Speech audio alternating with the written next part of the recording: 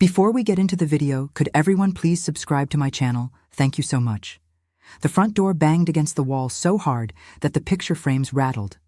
I set down the basket of folded laundry just as Marcus's voice thundered through the house. His footsteps pounded across the hardwood floor, fast and heavy, carrying a rage that felt foreign in my quiet home. "Mom, what did you do?" he shouted. His face flushed red, green eyes flashing like they had when he was a teenager caught in a storm of his own temper.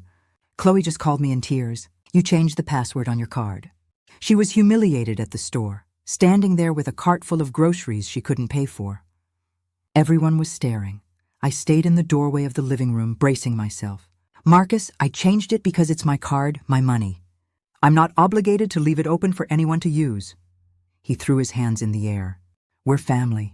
You can't just block us like that." Chloe was buying necessities, food, cleaning supplies. "You made her look like a fool." The words stung, not because of what he said, but because of the contempt behind them. For 42 years I had carried him, raised him, sacrificed for him. Now he stood in front of me, fists clenched, as if I were some stranger keeping him from what he believed was his right. I took a deep breath and steadied my voice. "Marcus, lower your tone. We're educated people. If you need help, we can talk. But my card is not a family service." His jaw tightened and he took 2 steps closer, close enough for me to see the sweat at his hairline. For the first time, a knot of fear tightened in my stomach. Not fear of harm, but fear of the distance that had grown between us.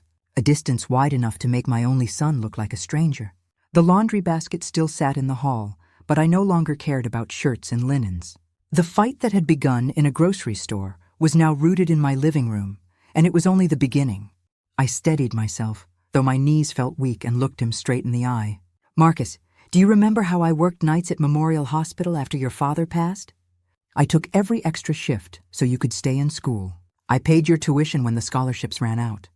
I gave you the down payment for your condo when you wanted a place of your own. Everything I had went to make sure you could stand on your own feet." He folded his arms across his chest, unmoved. "That was your duty as a mother. You're acting like you did me a favor. Parents are supposed to sacrifice for their children." The words landed sharper than any accusation. Duty? As if years of exhaustion, of missed meals and aching joints, had been nothing more than a line in a contract I had signed by giving birth to him. My chest ached with the memory of those nights coming home at dawn, slipping off my shoes quietly so I wouldn't wake him, believing every hour I gave was building his future. "Marcus," I said softly, "I did it because I loved you. Because I wanted you to have the life your father and I dreamed for you." He shook his head. "Then why are you turning against us now? Chloe is family. Her needs are our needs. You've always been generous. Why change now?" I searched his face for some trace of the boy I had raised. But I found only the hardened lines of a man who saw me not as a mother, but as a vault that had suddenly closed. The son I once carried in my arms now carried expectations that stripped me of dignity, and his voice only grew sharper. I remember the first evening Marcus brought Chloe to my home. He was grinning in a way I hadn't seen since his college years, that boyish excitement lighting up his face as he held her hand. Chloe walked in with perfect poise, her nails immaculate, her hair styled to frame her delicate features. She carried herself as though she belonged in every room she entered. I served them my baked mac and cheese, the dish Marcus always requested, and Chloe praised it generously, insisting she'd never tasted anything like it. Her laughter was light, her smile warm, and in that moment I let myself believe she might become the daughter I never had. The early days were filled with small requests. So small they seemed harmless. "We're a little short this month, Sylvia," Chloe would say sweetly, glancing at Marcus as though embarrassed. "Could you lend us $200? We'll pay you back Friday." Friday always came, but repayment never did. Soon $200 became $500, and then $800, each excuse polished with just enough sincerity to keep me quiet. When Chloe asked for my card just for a day to buy medicine for her mother, I handed it over without hesitation. That night I checked my statement. There was indeed a pharmacy charge, but there was also a receipt from a boutique on Broughton Street, $250 in clothes, and another for dinner at one of Savannah's finer restaurants. I stared at the screen, torn between anger and disbelief. I didn't confront her. Instead, I folded the evidence into silence, telling myself it was a mistake, that she was young, that maybe Marcus hadn't known. The pattern repeated again and again, each emergency accompanied by charges that spoke of luxuries, not survival. The silence I kept became its own kind of prison, a fragile attempt to preserve peace that only allowed the cracks to deepen. And by the time I recognized the danger of my own restraint, it had already become their expectation. After the call from the bank about the blocked charge, I went straight to the lockbox I kept in my bedroom closet. Inside were the documents of my life, deeds, insurance policies, Robert's will. I pushed the folders aside, searching for reassurance that everything was still safe. My hand stilled when I saw a folded sheet of paper tucked beneath my passport. I unfolded it and felt the air leave my chest. It was a photocopy of my credit card front and back, even the security code at the bottom in a looping hand I recognized too well. Written for emergencies. See? My fingers trembled as I held it. The proof I had been dreading. Chloe hadn't just borrowed my card. She had made herself a permanent key to my savings. When I confronted Marcus, his reaction sliced deeper than the discovery itself. Mom, you're imagining things. Chloe would never do that. I showed him the copy. Her handwriting is right here. Marcus, look. He glanced at it once and pushed it back toward me. You're being paranoid. You've been forgetting things lately. Maybe you're not keeping track of what you give us. The words struck like a blow. Paranoid, forgetful. He wasn't just defending her. He was casting doubt on my mind, my ability, my worth. Marcus, I said quietly, I know what I've seen. I know what I've lived. But he only shook his head, his expression a mixture of pity and irritation. Maybe it's time someone else helped you manage things. It was then I understood. My own son didn't see me as capable anymore. He saw me as a liability standing in the way of his wife's ambitions, and the ground between us shifted into something I no longer recognized. 2 days later, the doorbell rang. This time, Marcus and Chloe stood on my porch with carefully arranged smiles, as if the shouting and accusations had never happened. They came in speaking gently, almost tenderly, their voices coated in honey. Mom, Marcus began, settling into the armchair across from me. We've been thinking, maybe it would be easier for everyone if we just set up a system. No more confusion, no more arguments. Chloe leaned forward, her hands clasped like she was making a generous offer. Exactly. We don't want to burden you by asking all the time. If you gave us a fixed amount every month, say $1,500, we'd know what we could count on. That way you wouldn't feel invaded, and we wouldn't feel embarrassed. Her words dripped with reason, but I heard only entitlement. $500 a month was nearly my entire Social Security check. I shook my head slowly. No, I can't, and I won't agree to that. The mask of patience slipped. Marcus's jaw clenched. Mom, you're being unreasonable. Chloe and I are building a future, and you're making it harder. If you don't want to help us, maybe the court should decide if you're capable of handling your own money. I froze. What are you saying? He didn't flinch. Guardianship. If you can't manage, the law allows family to step in. It would protect you from mistakes. The boy I had raised, the one I had nursed through fevers, cheered through exams and sacrificed everything for, was now threatening to strip away the very independence I had fought my whole life to keep. I felt my voice tremble, but I forced it steady. Get out of my house. They left without slamming the door, but the silence they left behind pressed heavier than any echo of anger, and I knew I could no longer face this battle alone. Chapter 6. A Neighbor's Truth. That night, I sat in the kitchen staring at my cold cup of tea. The words guardianship echoed until I thought they might crush me. I had endured sleepless nights before when Robert was sick, when Marcus was young, but this was different. This was a battle I could not fight alone. The next morning, I found myself knocking on Alma Green's door. She had lived across the street for 15 years, a retired teacher with a sharp mind and a steady way about her. When she opened the door, one look at my face was enough. Come in, she said softly. I poured out everything, the card, the copy in Chloe's handwriting, the threats of guardianship. Alma listened without interruption, her lips pressed into a thin line. When I finished, she leaned back in her chair. Sylvia, I've watched Chloe since the beginning. I've seen her sweet face at your table and her sharp eyes when she thought no one noticed. You're not imagining this. She's been grooming Marcus for years, and now they're coming for you." Her certainty steadied me. "But what can I do?" I whispered. "You fight," Alma said firmly. "And you don't fight alone. I know someone, Vincent Hale. He's an attorney downtown who specializes in cases like this. You need him." 2 days later, I sat in Vincent's office surrounded by stacks of files. He listened carefully, asked precise questions, and then requested my bank statements. Within a week, his findings came back. $25,000 drained from my savings and $15,000 in credit card debt opened under my name, accounts I had never seen. The numbers were undeniable. My silence had been turned into their weapon, and now the truth was spread out in black and white across Vincent's desk. The morning of the hearing, Elma rode with me downtown. The old stone facade of the Chatham County Courthouse seemed heavier than the humid air pressing against Savannah.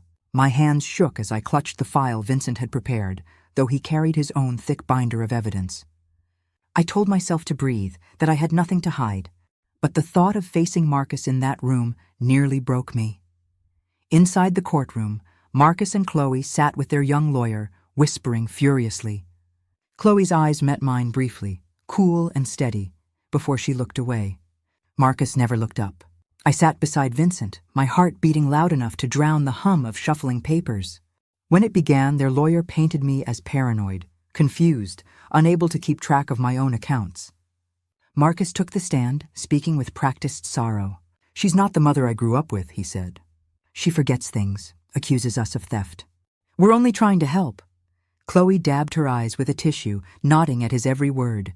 Vincent rose calmly. He presented bank statements showing charges I could never have made. He produced documentation of 3 credit accounts opened in my name, all sent to Marcus's address. He displayed photographs of the photocopy I had found in my lockbox, Chloe's handwriting clear. Finally, he called my doctor, who testified that my mental and neurological exams were normal for my age, with no sign of decline. The judge leafed through the evidence, his expression unreadable. The silence stretched until I could barely breathe. Then his voice cut through. "This court finds Mrs. Harrington fully competent. The guardianship petition is dismissed with prejudice. Furthermore, restitution of $25,000 is ordered with repayment schedules established. The fraudulent accounts are canceled and removed from her credit record. A restraining order is issued, prohibiting direct contact for 1 year." The words should have lifted me, but my eyes went to Marcus. He kept his gaze fixed on the table, his shoulders rigid. Not once did he turn toward me. When it was over, Elma squeezed my hand, and Vincent nodded with quiet satisfaction. I had won. My money, my dignity, my independence were safe. Yet, as I walked out into the Savannah sunlight, the weight in my chest told me I had lost something I could never replace. The day after court, I returned home with papers that declared me victorious. Yet I felt no triumph. I carried them into the house and set them on the dining table. Beside the vase of fresh alis I had cut that morning, the blossoms glowed in the soft Savannah sun, nodding gently as though the world had kept on turning without noticing the fracture in my life. I took up the hose and watered the beds, the familiar rhythm soothing my hands, if not my heart. The restraining order gave me protection, but it could not fill the emptiness. For years I had pictured Sunday dinners in this house. Marcus at the head of the table, Chloe bringing a dish, perhaps even children one day filling the rooms with laughter. Instead, the silence pressed against me, thicker than the humid air. Meals became a solitary ritual. I cooked smaller portions, set 1 plate instead of 3, and tried not to glance at the vacant chairs. I ate in silence, listening to the faint tick of the clock on the wall, a reminder of hours passing without conversation. At night, I sat in my armchair, the same chair where I once cradled Marcus as an infant, and stared at the phone that no longer rang. Independence had been won. But it came at the cost of companionship. The freedom I had fought so hard to keep now felt like a cage of my own making, its bars forged from betrayal and loss. Yet, even as the quiet closed in, a part of me refused to surrender. Something told me the story of my life wasn't finished, and the garden would not be the only thing to bloom again. At first, Vincent came only out of duty. He wanted to ensure the repayment order was being followed, to update me on the legal process, and to check that Marcus and Chloe had respected the restraining order. He carried a briefcase and spoke in the precise language of the courtroom, always calm and measured. But after each visit, he lingered just a little longer, and I found myself putting on a pot of coffee before he even knocked. Soon our conversations stretched beyond paperwork. He asked about the garden, about Robert, about the years I had spent at Memorial Hospital. In return, he told me about his wife, gone 5 years now, and about the grown children who lived scattered across the country. We discovered a shared love of books. He leaned toward history, I toward novels, and we traded recommendations like schoolchildren, comparing treasures. One afternoon, while I served pecan pie on the back porch, Vincent pointed toward the Spanish moss draping the oaks beyond my fence.